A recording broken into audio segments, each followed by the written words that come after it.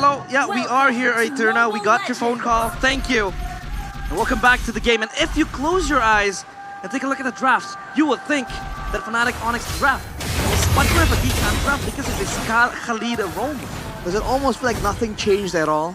That's the real question, realized. But hey, Keyboy on the roam Khalid. This hero has oppressive, especially in the early game, and in the hands of someone like Keyboy that's well known for being really annoying, right? Back when the Masha roam, for instance, was a thing, you know, we've seen a similar playstyle, right? You have a lot of damage and sustainability in this early game, and Keyboy is not known to put that to waste. So Vincent is going to be having a lot of issues, but a boy is there to back him up.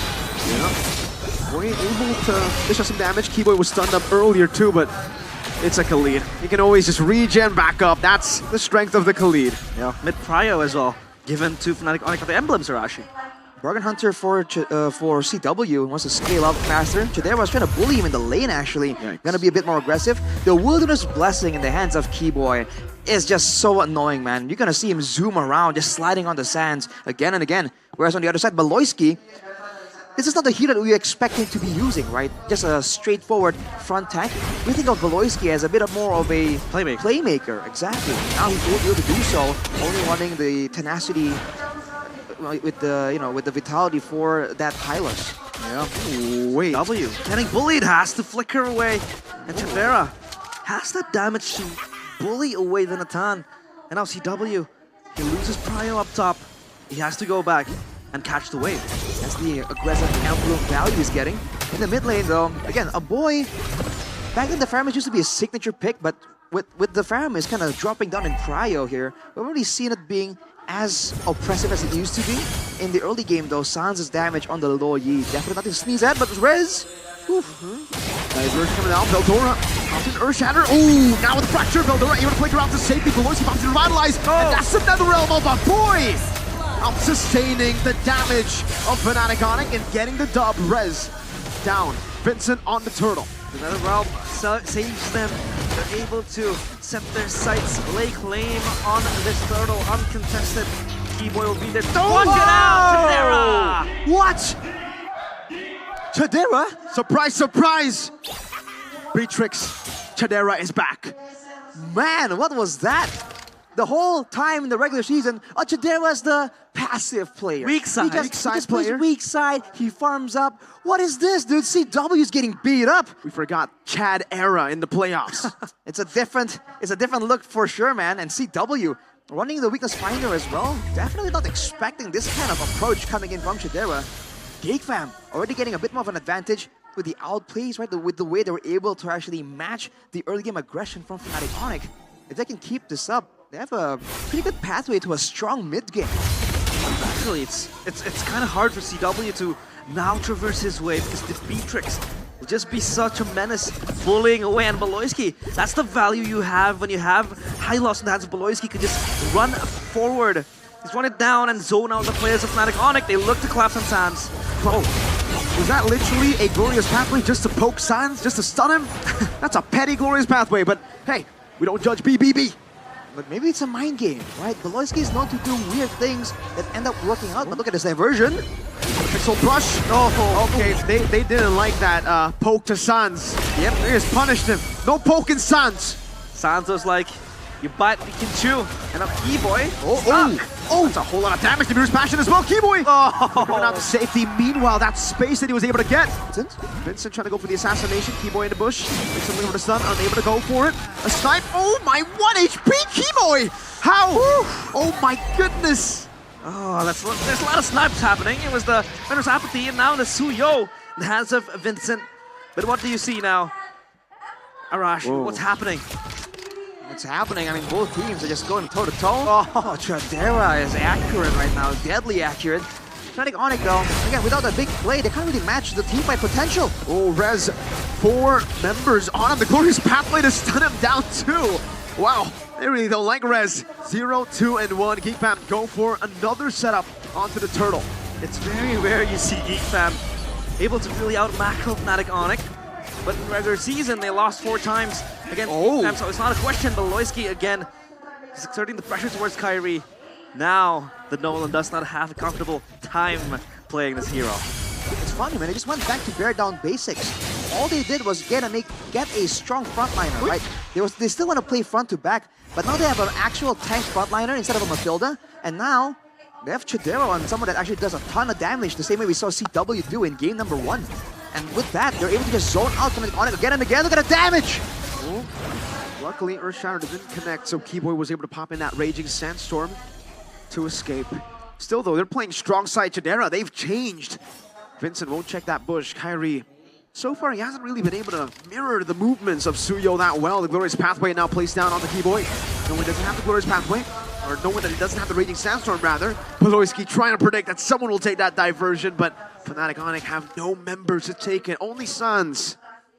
Yeah, and the panelists talked about it as well, right? The way you want to play this Nolan against the Suyo is you want to mirror the movements, but Kyrie hasn't been able to really do just that. And now GeekFam have so much control, they want to collapse again! Uh-oh, Rez will be forced to go in, get shot down by the Renner's Apathy.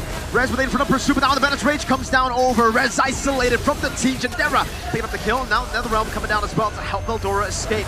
Keyboy Raging Sandstorm, catching Veldora, who tried to go for the dodge.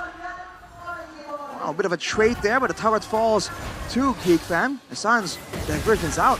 I think a big signature moment, a signature factor here you have to talk about is the fact that Suns hasn't really been able to get any prio in the mid lane, with the roamers busy doing something else so many places at once, in the jungle, in the bottom lane, in the top lane.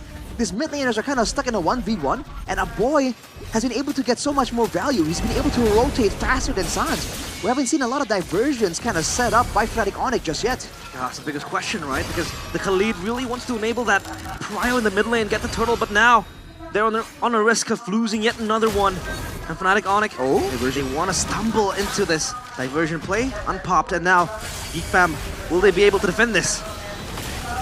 Kyrie is super far away. The zoning is immaculate from Beloisky. Now Rez with the Infernal Pursuit. He can't do much on a Phobius. On a Vengeance, you can't escape. Once you go in, you're dead. Vincent going for the chase on the Suns, but he's still able to flicker out. Now, whoa, chasing all the way, Veldora onward. Now the snipe over. Beloisky says he doesn't even need the snipe. Gets the kill. But Nolan will be finally able to get a trade. So 2 turrets for 1 turret and a turtle. Yeah, they're pressing panic button now. They're playing the side lanes. Up top is Kyrie, down bottom is CW, able to cut down each 1 tier turrets. And now, GeekFam, at least they have the control.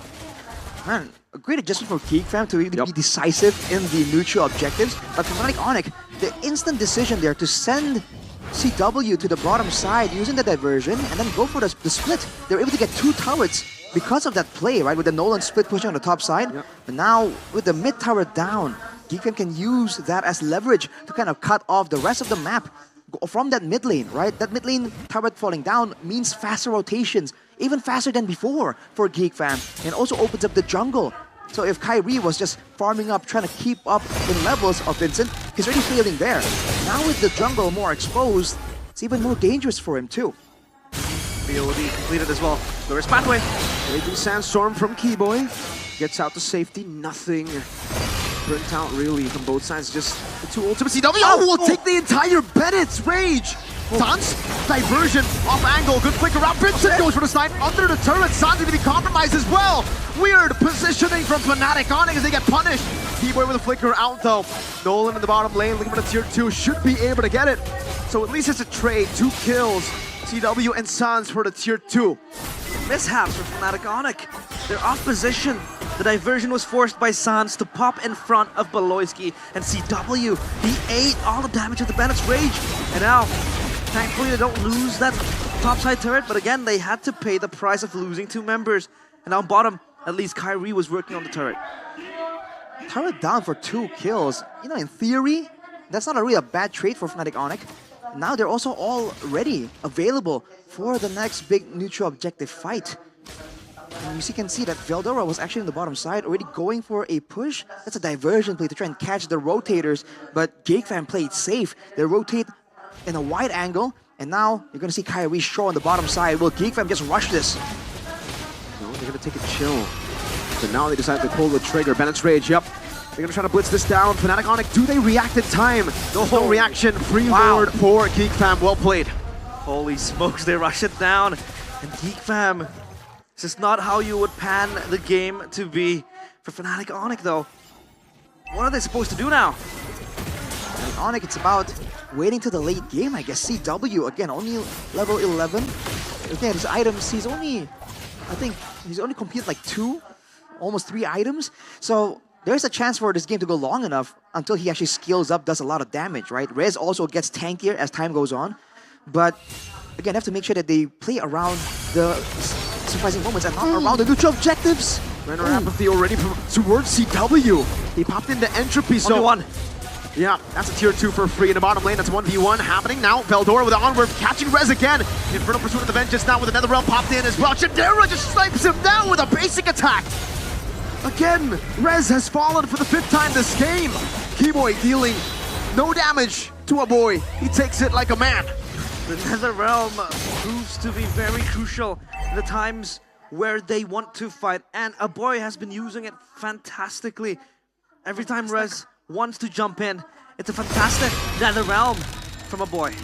And the positioning of GeekFam to ensure that Fnatic Onic have to spend a lot of time and effort and attention to really get to the backline, and even when they do, that's where the Nether Realm is popped. They're not, GeekFam aren't positioning their backliners in a vulnerable position and then trying to rely on the Nether Realm. It's a double layer of defense, and from positioning as well as the zoning coming through from Beloyski on the Hylas. That's what they're using to really get an advantage. But look at the damage, dude. A boy, half HP from a single rotation of spells. As GeekFam take the turrets slowly but surely, but that's the Holy Crystal completed for CW. That's a very significant power spike. We'll see if Beloyski can withstand that damage. We're gonna get the condition out. It's going to be Weather the Storm for Fnatic Onic. They have to hold as long as they can. I mean, San's late game damage will be very significant. Yet another damage as well from CW, who will be the one to provide the damage. But now the question becomes, will Kyrie be that significant? Because as a Nolan, you really want to snowball in the early game. So how will he proceed into the late game later on? He can still really pressure, force spells out, right? Maybe threaten and force out the Nether Realm. I think what's more important is to look at Vincent here on the Suyo. There have been so many questions of whether or not he can pull it off. And if he does, if he can, it's going to be a great addition to the potential of GeekFam. And he's doing great on the Suyo. Hasn't really been caught off guard, hasn't really been caught out of position, and he's using the kit quite reliably. It seems like he has a lot of time on his hero at this point. And he's kind of really good at deciding when and where and what spell to use at what moment. He's also not really revealing himself because there's no need to, right? And now the frontline issue becomes a problem here. Rez and Keyboy are tanky, but in front of a snowballing Beatrix, a 3-0 and 3 Beatrix, they just don't look that tanky at all. Yeah, see Halbert completed as well for that anti-regen towards Beloyski, but Kyrie! Whoa! Great catch earlier, but Kyrie was able to push in enough damage to actually throw Vincent back. Kyrie actually winning the trade with regeneration, helping him out. But it's okay for Vincent. He can go back to his own jungle too. So for both these jungles, yeah, it was just a bit of a, a jab at each other. Chidera goes with the Rose Gold Meteor as well, and with Boy picking up the Lightning Truncheon. More teamfight potential, but look at Rez already trying to make a difference. Trying to push away GeekFam, but look at the diversion. Yeah, the boy reads it out. The Earth Shatter from Veldora. And the reset for the Lord. Yeah, they're just juggling it around. And the taunt wasn't baited out. Beloyski should still be good. Has revitalized as well. Oh, Veldora! Earth Shatter and the onward Rez. I thought it was isolated, but actually is him escaping. Popping into Vengeance and GeekFam respected. Oh! The double snipe from Vincent and Chidera. CW and Rez are forced back. And this is a free Lord for GeekFam because of the snipes.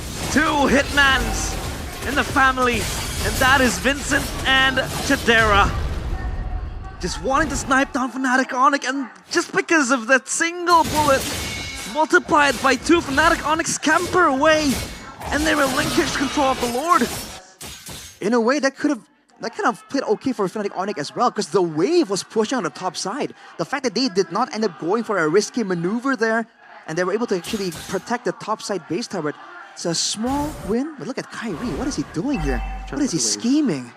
Cutting the wave is just not letting GeekFam have the privileges of building that minion wave. I feel like they want to crash it into the base. But he has let the wave past. I think he was looking for some kind of takeoff. Looking for a flank angle right here when they least expect it, maybe. See how that pays off. He's taking it very, very slow as the waves, crashing at the same time almost. Entropy from CW to escape from the Render's Apathy. Now Chidera on the Nibiru. Veldora dealing with the waves. Dissipate, but the Lord has already dealt with one base turret. Oh, now Kyrie jumps with the Fracture. Boy able to flicker out in time as Keyboy gets stunned up. Lord brought into the mid lane. It will not hit the base, but it actually gave geekfam the opportunity to go for the second base turret in the mid lane.